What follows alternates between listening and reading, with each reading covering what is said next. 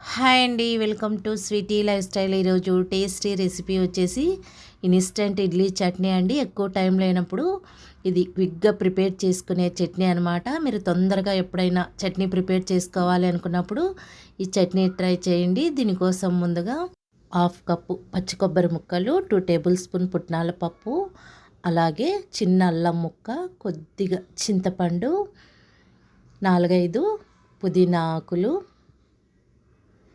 అలాగే 2 పచ్చిమిర్చి, కొద్దిగా కొత్తిమీర, వెల్లుల్లి రెబ్బలు ఒక 3 తీసుకోండి. ఇలా అన్నీ రెడీ చేసి ఉంచుకున్న తర్వాత మిక్సీ జార్ తీసుకోవాలి. మిక్సీ జార్లోకి పచ్చి కొబ్బరి ముక్కలు, అలాగే పుట్నాల పప్పు, చిన్న అల్లం ముక్క, పచ్చిమిర్చి, వెల్లుల్లి రెప్పలు, అలాగే కొద్దిగా చింతపండు, కొత్తిమీర, అలాగే పుదీనా ఆకులు యాడ్ చేయాలి.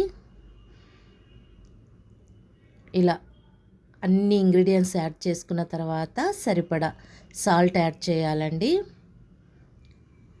ఫస్ట్ కొన్ని టీ గ్లాస్ అన్ని వాటర్ యాడ్ చేసుకోవాలి. మూత పెట్టి ఉంచి మెత్తగా మిక్సీ పట్టుకోవాలి. చూడండి, ఈ విధంగా మెత్తగా మిక్సీ పట్టాలి. ఇలా మిక్సీ పట్టుకున్న తర్వాత మనము ఒక గిన్నెలోకి వేసుకోవాలి.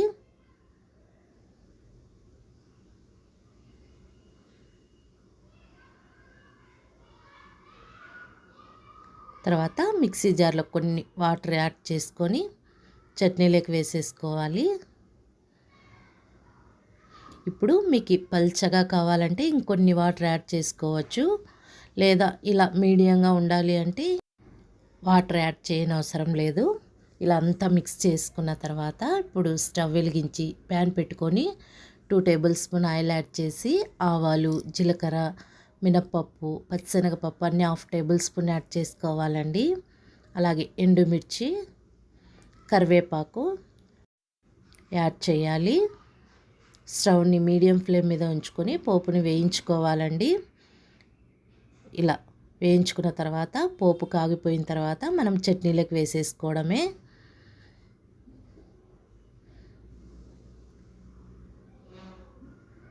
ఈ విధంగా వేసేసుకున్న తర్వాత అంతా కలిసే విధంగా ఒకసారి మిక్స్ చేసేసుకోవాలి.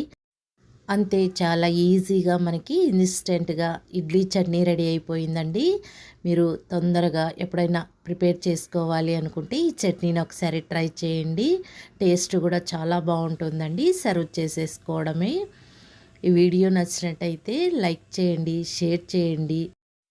మరిన్ని టేస్టీ రెసిపీస్ కోసం స్వీటీ లైఫ్ స్టైల్ని సబ్స్క్రైబ్ చేసుకోండి. Thanks for watching.